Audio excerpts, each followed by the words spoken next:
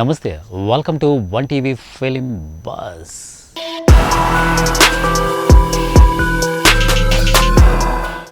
Mega prince Varun Tej హీరోగా, మానుషి చిల్లర్ హీరోయిన్గా నటించిన లేటెస్ట్ చిత్రం ఆపరేషన్ వాలంటైన్ కాగా ఈ చిత్రం విడుదలైంది. మరి ప్రేక్షకులను ఏ మేరకు మెప్పించిందో సమీక్షలోకి వెళ్ళి తెలుసుకుందామా?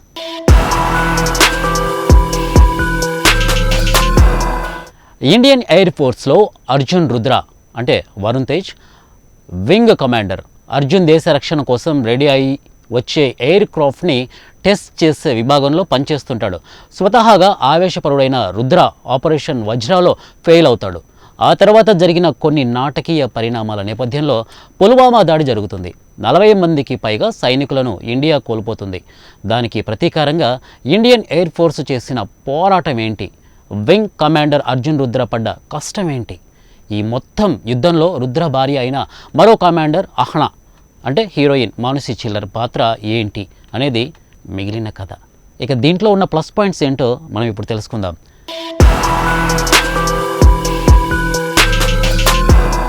ఈ ఆపరేషన్ వాలంటైన్ చిత్రం ఇండియన్ ఎయిర్ ఫోర్స్ నేపథ్యంలో రూపొందించటమే ఈ సినిమాకు ప్రధాన బలం.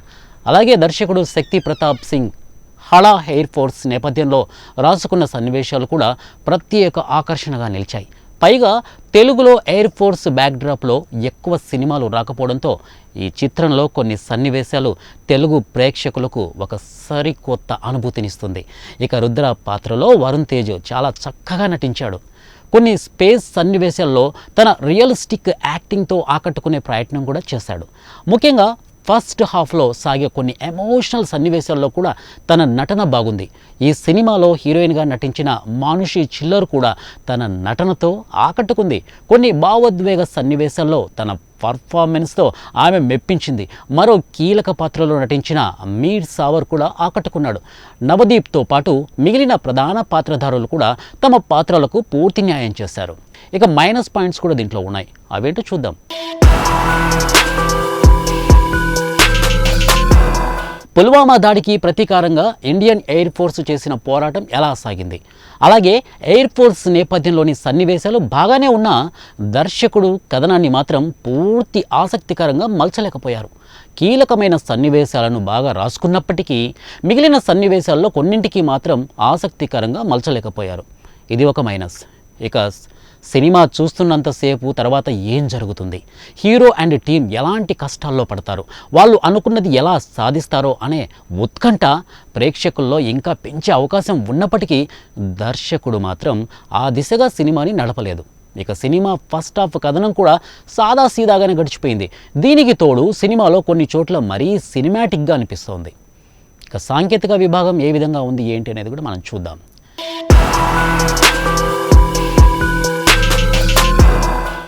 మంచి కథా నేపథ్యాన్ని తీసుకోవడంలో సక్సెస్ అయిన దర్శకుడు శక్తి ప్రతాప్ సింగ్ హళా ఉత్కంఠభరితమైన కథనాన్ని రాసుకోవడంలో మాత్రం కాస్త వెనకబడ్డారు.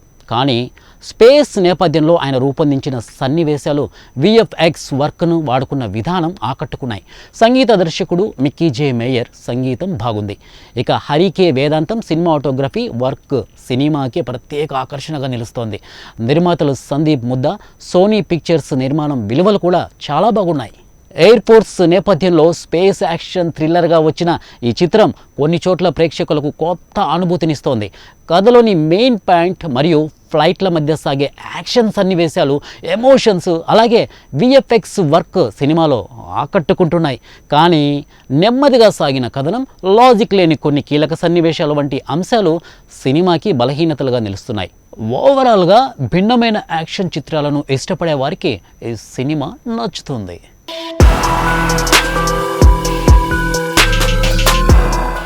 బాలనటుడిగా ఎన్నో సినిమాల్లో నటించి ఇప్పుడు హీరోగా ఎంట్రీ ఇచ్చిన యంగ్ హీరో దీపక్ సరోజ్ హీరోగా యశస్వి దర్శకత్వంలో తెరకెక్కించిన latest arrogant action drama Siddharth Roy. మరి ఈ చిత్రం ఎలా ఉందో సమీక్షలో చూద్దాం రండి.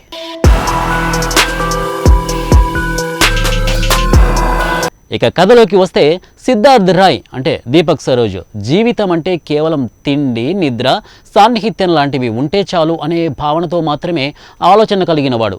మరి ఎమోషనల్గా ఇలాంటి ఆలోచనలు కలిగిన యువకుడు ఇందుమతి అంటే హీరోయిన్ తన్వి నేగి పరిచయం అవుతోంది. మరి సిద్ధుకి కంప్లీట్ భిన్నంగా ఉండే ఈ అమ్మాయితో పరిచయం ఎక్కడ వరకు వెళ్ళింది?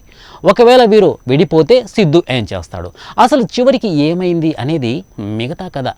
దీనికి ప్లస్ పాయింట్స్ కూడా ఉన్నాయి. చైల్డ్ ఆర్టిస్ట్గా ఎన్నో చిత్రాల్లో మంచి రోల్స్ చేసిన దీపక్ ఈ బోల్డ్ చిత్రంలో మాత్రం సాలిడ్ పర్ఫార్మెన్స్ని కనబరిచాడు అని చెప్పాలి. తనలోని ఏపాటి పొటెన్షియల్ నటుడు దాగున్నాడో ఈ చిత్రంలో చూపించాడు. అలాగే దర్శకుడు తనతో ఏం చూపించాలి అనుకున్నాడో దానిని దీపక్ సరోజ్ తన స్టెల్లార్ పెర్ఫార్మెన్స్తో చూపించాడు. ఇక ఫీమేల్ లీడ్లో కనిపించిన తన్వి నాగి కూడా మంచి పర్ఫార్మెన్స్తో ఇంప్రెస్ చేస్తుందనే చెప్పాలి. తన రోల్లో కావలసిన ఎమోషన్స్ని ఆమె పర్ఫెక్ట్గా డెలివరీ చేసింది. ఇక వీరితో పాటుగా మిగతా ముఖ్య పాత్రల్లో నటించిన ఇతర నటీనటులు తమ పాత్రల్లో పర్ఫెక్ట్గా సెట్ అయి మంచి నటనను కనబర్చారు. ఇక దీంట్లో మైనస్ పాయింట్స్ కూడా ఉన్నాయి.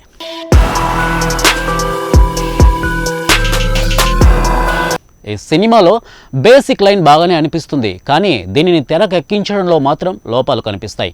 అయితే రీసెంట్ టైమ్స్లో ఓ యాటిట్యూడ్ ఉన్న హీరో పాత్ర అంటే ఇలానే ఉండాలి అనే ఫార్మాట్ చెప్పుకొని క్రియేట్ చేసుకున్నట్లు మనం ఆల్రెడీ చూసిన విధంగానే ఈ సినిమాలో కూడా సీన్స్ కనిపిస్తాయి. అయితే ఇవి ఈ చిత్రానికి అనవసరం అనిపిస్తుంది. అంతేకాకుండా ఈ ఫోర్స్ సీక్వెన్స్లు ఒకంత ఓవర్ డోస్లో కూడా అనిపిస్తుంది. ఇక వీటితో పాటుగా మరికొన్ని సీన్స్ అయితే చాలా బోల్డ్గా కొన్ని వర్గాల ఆడియన్స్కి ఇబ్బందిగా అనిపించవచ్చు. అలాగే కొన్ని లాజిక్లు అయితే ఓవర్గా అనిపిస్తాయి. అలాగే సినిమాలో స్క్రీన్ ప్లే కూడా అంత ఇంప్రెసివ్గా అనిపించదు.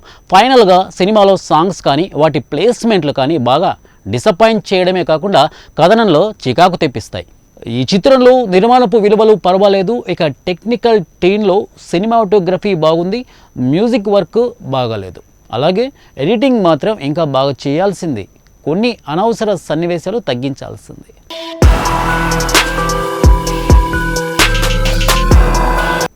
ఇక దర్శకుడు ఎస్ఎస్వి విషయానికి వస్తే ఒక పాత్రల నుంచి కాస్త సహజ నటను రాబట్టడంలో ఆకట్టుకున్నాడు తప్ప ఇక మిగతా ఏ అంశంలో కూడా మెప్పించలేదు అని చెప్పాలి.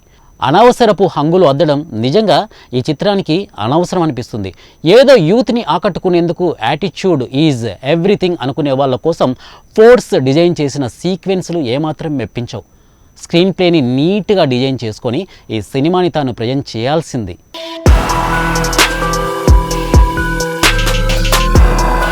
బాహుబలిలో బలాల దేవుడిగా చేసిన విరాట పర్వంలో కామ్రేడ్ రవి శంకర్గా కనిపించిన అది రాణా దగ్గుపాటికే చెల్లుతుంది. ఎందుకంటే ఎప్పుడు డిఫరెంట్ జోనర్లలో అంతకంటే పవర్ఫుల్ పాత్రల్లో నటించడానికి రాణా ఎక్కువగా ఇష్టపడుతుంటాడు. తాజాగా ఇలాంటి ఓ చిత్రాన్ని తీయాలని రాణా అనుకుంటున్నాడట. అయితే ఇది ఓ బయోపిక్ అని సమాచారం. మరి ఎవరి జీవితాన్ని రాణా తెరపై చూపించబోతున్నాడో చూద్దామా? ఇక బాక్సింగ్ లెజెండ్ మహమ్మద్ అలీ బయోపిక్లో రాణా నటించబోతున్నట్లుగా ప్రచారం జరుగుతోంది. అయితే దీన్ని ఇండియన్ వెర్షన్గా రూపొందించాలని రాణా ఆలోచిస్తున్నాడట. ఇప్పటికే దీనికోసం కొంతమంది దర్శకులతో కూడా డిస్కషన్ జరిపినట్లు తెలుస్తోంది. ఇక బాక్సర్ మహమ్మద్ జీవితాన్ని చాలా ఎమోషనల్గా తెరపై చూపించే అవకాశం ఉందని, అందుకే ఎట్టి పరిస్థితుల్లోనూ ఈ బయోపిక్ చేయాలని రాణా డిసైడ్ అయ్యారట. అయితే గతంలో ఆలీపై పలు హాలీవుడ్ సినిమాలు వచ్చాయి. మరి తొలిసారి ఇండియాలో రాబోతున్న ఆలీ బయోపిక్ ఎవరు డైరెక్ట్ చేస్తారో, మన ఇండియన్ బ్యాక్డ్రాప్లో దీన్ని ఎలా రూపొందిస్తారో చూడాలి. మరి హాలీవుడ్ మూవీలను మన వాళ్ళు చూసి కాపీ కొట్టడం, రెఫరెన్స్లు తీసుకోవడం, రీమేకులు చేయడము జరుగుతుంది.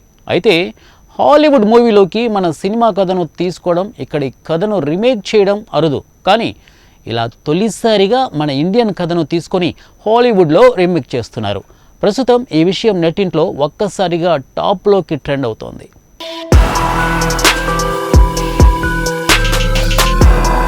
ఈ సినిమాకు టైం అనేది ఉండదని, ఎప్పుడు చూసినా అదే థ్రిల్లింగ్ ఎక్స్పీరియన్స్ ఇస్తుందని అంటున్నారు. దృశ్యం సినిమా మాలీవుడ్లో రికార్డులు క్రియేట్ చేసింది. ఇక జీతూ జోసెఫ్, మోహన్ లాల్ కాంబోని నిలబెట్టింది. ఈ దృశ్యం సినిమా రెండో పార్ట్ కూడా ఓ రేంజ్లో హిట్ అయిన సంగతి మనందరికీ తెలిసిందే. అందుకే ఈ దృశ్యం సినిమాను హాలీవుడ్లో రీమేక్ చేయాలని అక్కడి మేకర్లు ఫిక్స్ అయ్యారు. Production company panorama chairman MD Kumar ఈ మేరకు స్పందించాడు. కొరియా, హాలీవుడ్లోనే కాకుండా ప్రపంచంలోనే ఇతర అన్ని భాషల్లోనూ రీమేక్ చేయాలని ప్రయత్నిస్తున్నామని చెప్పుకొచ్చారు. ఇక వార్నర్ బ్రదర్స్ సంస్థకు చెందిన జాక్ ఈ మేరకు స్పందించాడు. దృశ్యం అనేది ప్రత్యేకమైన స్టోరీ, ఇక స్టెల్లింగ్, డ్రామా, ఎమోషన్స్ ఇలా ప్రతి ఒక్కటి ఉన్నాయి. పిల్లి ఎలకల రేస్లా ఉంటుందనే చెప్పుకొచ్చారు. హాలీవుడ్ ఆడియన్స్ను సైతం ఆకట్టుకుంటుంది అంటున్నారు ప్రేక్షకులు. మరి ఈ హాలీవుడ్ రీమేక్లో ఎవరు నటిస్తారన్నది తెలియాల్సి ఉంది.